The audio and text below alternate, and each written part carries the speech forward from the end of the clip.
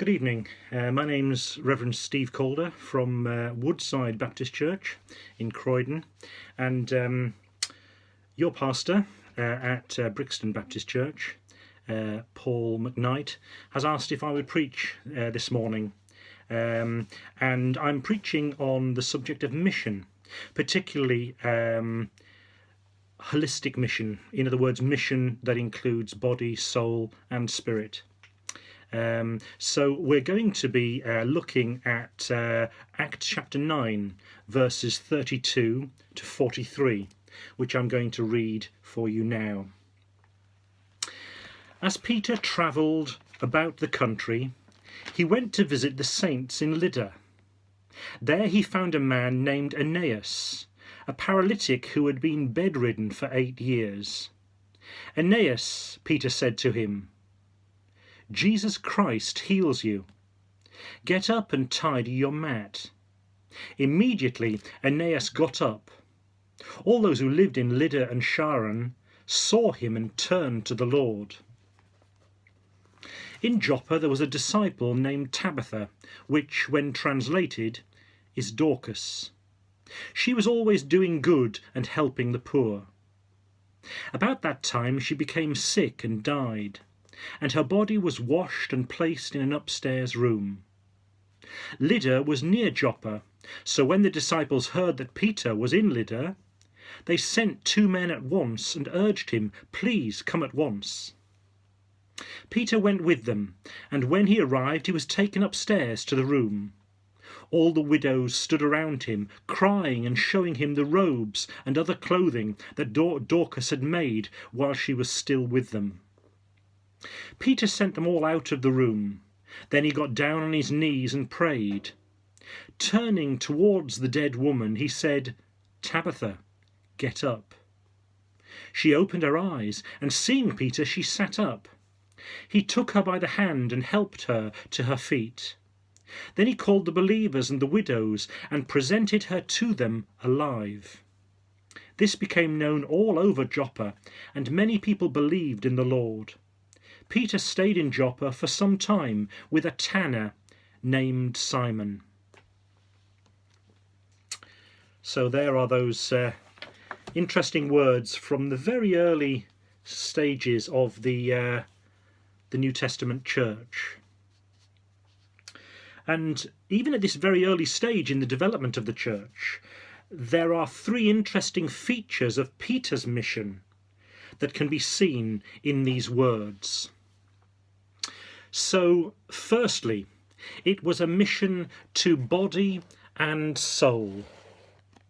In other words, it was holistic.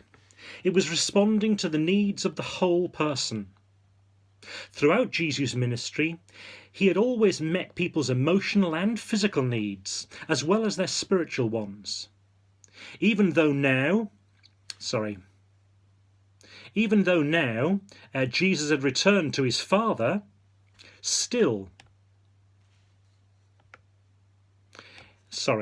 even though Jesus had now returned to his Father, the leaders of the early church followed in his footsteps in this. In fact, it was a central part of their praying that God would heal in a holistic way, that is, responding to the needs of both body and spirit. So in Acts chapter 4, verse 30, we read that the believers prayed, "Stretch out your hand to heal and perform miraculous signs and wonders through the name of your holy servant Jesus." The healings here have strong echoes of the work of Jesus, which Peter, of course, had personally witnessed. So when Peter prayed in verse 34 of our reading, "Aeneas, Jesus Christ heals you, get up and tidy your mat," he was simply imitating the ministry of Jesus that he had witnessed.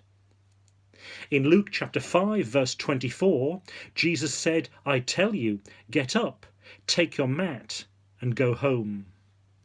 And later, when Peter prayed for Tabitha in verse 40, he sent all the mourners out of the room, then got down on his knees and prayed. Turning towards the dead woman, he said, "Tabitha, get up." Once again, he was simply doing what he had seen Jesus do. For instance, in Luke chapter 8, verse 54. Many of you know, some of you may know, that I grew up in the Salvation Army. In fact, my parents are retired Salvation Army officers now. So during my formative years, the Salvation Army very much practices a ministry of both proclamation of the word, but also trying to meet the physical and emotional needs of people. So I had a strong sense in my formative years that God's work was about reaching the whole person. Many times I've heard William Booth quoted as saying such things as, "You cannot warm the hearts of people with God's love if they have an empty stomach and cold feet." In other words, you must respond to people's physical and emotional needs for them to be able to really hear what you have to say about their spiritual needs. These days I try to respond to the holistic, that is body, soul and spirit, mission of God through engagement with organisations such as Citizens UK that my churches have been a part of for a number of years, in my previous church and also in my current church. So over the last 12 years, amongst other things, I've campaigned for a living wage for cleaners and other low-paid staff in large companies. I've campaigned for safer streets, particularly for young people, and for more truly affordable housing to be built in the community where I was living at the time of that campaign. In fact, two of the most inspiring pictures of my whole ministry are of campaigns that I was involved in through Citizens UK.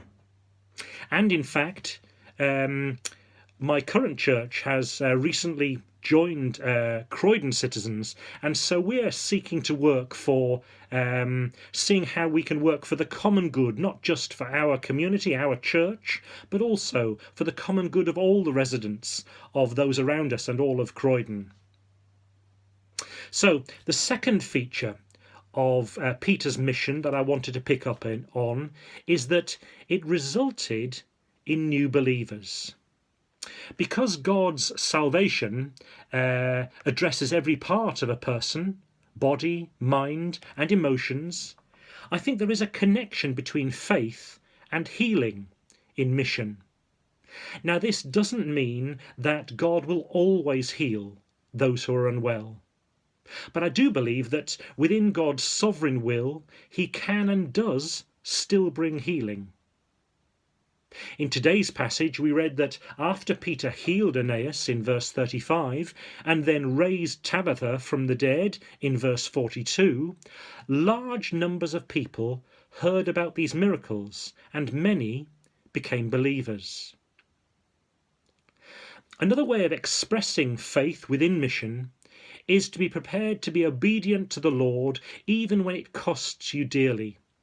And this reminded me of the story of Telemachus. Telemachus was a rather weedy-looking monk, very sort of weak-looking monk who lived in a monastery in the east of the Roman Empire in the 4th century. And he felt God calling him to go to Rome. He couldn't work out why God would want him to be in Rome, but he felt the pressure to go. So he made the long westward journey to Rome. When he arrived, people were running about the city in great confusion and excitement because he had arrived on a day when the gladiators were going to fight in the amphitheatre in the centre of Rome. Everyone was heading there to watch the entertainment. Telemachus thought this must be why God had called him to the city, so he followed the crowds as they thronged and moved into the amphitheatre. He sat down amongst 80,000 people who cheered as the gladiators came out proclaiming, "Hail Caesar! We die to the glory of Caesar." This little monk thought to himself, here we are 4 centuries after Christ in a supposedly civilized nation, and people are killing one another for the entertainment of the crowd. This is not Christian, it is barbaric. So Telemachus got up out of his seat, ran down the steps, climbed over the wall into the arena itself, and walked out into the centre of the amphitheatre. And there he stood between two large gladiators who were about to fight. He put up his hands and he meekly cried out, "In the name of Christ, stop."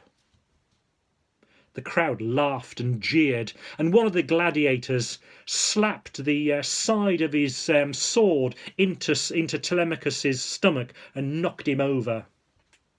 But Telemachus got up and again stood between the two gladiators and repeated, "In the name of Christ, stop."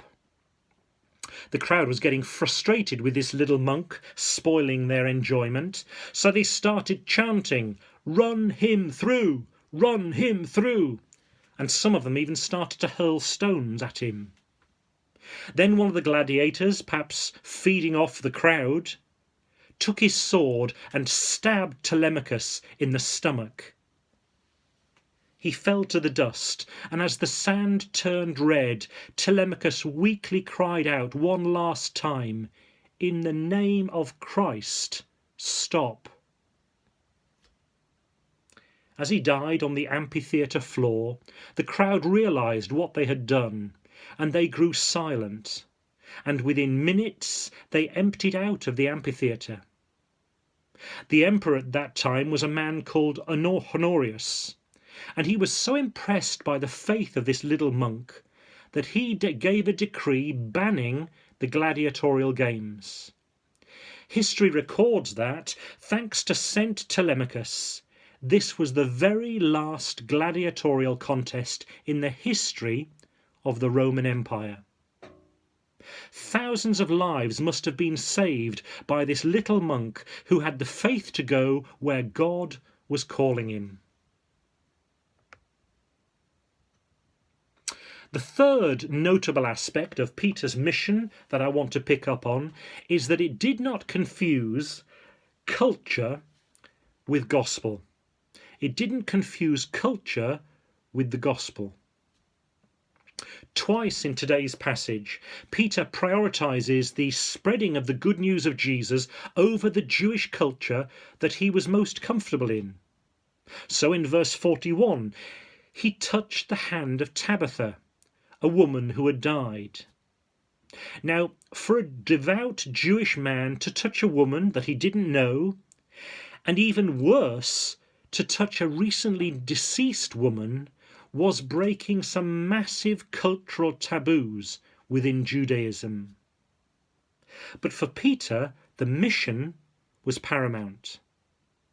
Similarly, in verse 43, Peter went to stay, we're told, with a tanner named Simon. Now, of course, a tanner is a person who works with animal skins. And such leather workers were despised because they often had to work with pig skin. And of course, pigs were regarded as unclean by Jewish people. But once again, the mission of spreading the good news of Jesus took priority over the Jewish culture and customs that Paul would have grown up with. What about us? Does culture or gospel take priority in our lives? A few years ago, I was listening to an American preacher named Pete Scazzero, who is a minister of a church in New York. Excuse me. And Pete Scazzero made this challenging and memorable statement about the Christian life. He said, "Jesus may be in your heart, but Grandpa is in your bones." Now, I think what Pete was trying to say there is that we may make a sincere commitment to Christ, but so often it does not go deep enough to really transform the roots of the culture that has shaped us, and which we received with our mother's milk and with the stories that we might have heard at Grandpa's knee. During this period of lockdown and the increased time for personal reflection which this has provided for me, I have recognized that there are ways that I behave and I respond to particular situations which I know have been there for many years, but are actually not honoring to God. So I've been asking Him to help me to change my patterns of thinking and behaving so that they're more in line with God's will for me. I think that's what Paul is telling us to do in Romans chapter 12, verse 2, where he writes, "Do not conform to the pattern of this world, but be transformed by the renewing of your mind. Then you will be able to test and approve what God's will is, His good, pleasing, and perfect will." So I invite you to join me in asking God to unearth within us those deep cultural roots that so often entangle us, and then to have the courage to allow the Lord to take us on the road to being transformed in body, soul, and spirit. Because as we are transformed, our lives will then attract others who are looking for answers in their own search for meaning and purpose. And then we will be able to play our part in God's holistic mission. I pray God's blessing upon you this morning. Goodbye.